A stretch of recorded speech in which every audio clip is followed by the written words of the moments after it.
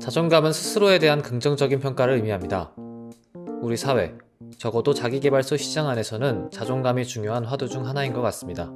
인터넷 서점에 자존감을 검색해보아도 수많은 서적들을 찾아볼 수 있습니다. 성인부터 어린 아이들에 이르기까지 자존감을 어떻게 높일 수 있는지에 대해 다루고 있습니다. 고민을 이야기할 때도 나는 자존감이 낮아서 걱정이야 라고 말하는 경우를 종종 볼 수 있습니다. 그런데 과연 자존감이 정말 수많은 어려움에 대한 만병통치약일까요?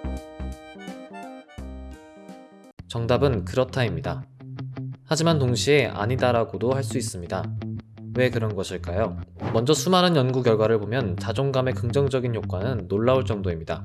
사회적으로 잘 적응하는데 자존감은 필수적이며 학업 성취를 높이고 도전 정신을 고취하는 데 도움을 줍니다. 내 삶이 잘 굴러가고 있어 라고 느끼는 정신적 웰빙에도 좋은 영향을 주고 심지어 병을 앓은 후 몸을 회복하는 데에도 도움을 줍니다. 자존감은 끊임없이 노력하는 그릿과도 긍정적인 연관이 있습니다. 이 정도라면 자존감은 행복이라고 말할 수 있을 것 같습니다. 정말 우리가 일상 속에서 어렵다고 느끼는 것들은 자존감이 다 해결해 줄 수 있을 것 같아요. 하지만 여기에는 한 가지 어점이 있습니다. 한 가지 예를 들어볼까요?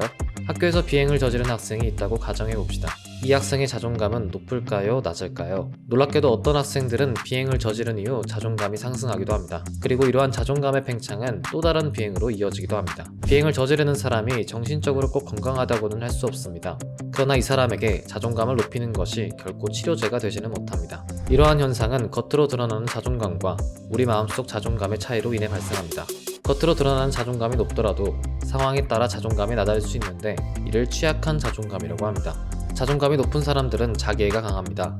그런데 상황에 따라 자존감이 영향을 받게 되면 자기애를 지키기 위해 방어적인 행동을 하기도 합니다.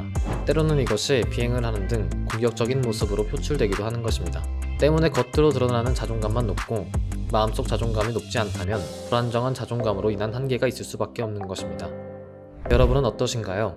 때때로 나는 자존감이 낮아서 걱정이야 라고 하며 모든 문제를 자존감이라는 막연한 무언가에게 미루고 있지는 않으신가요?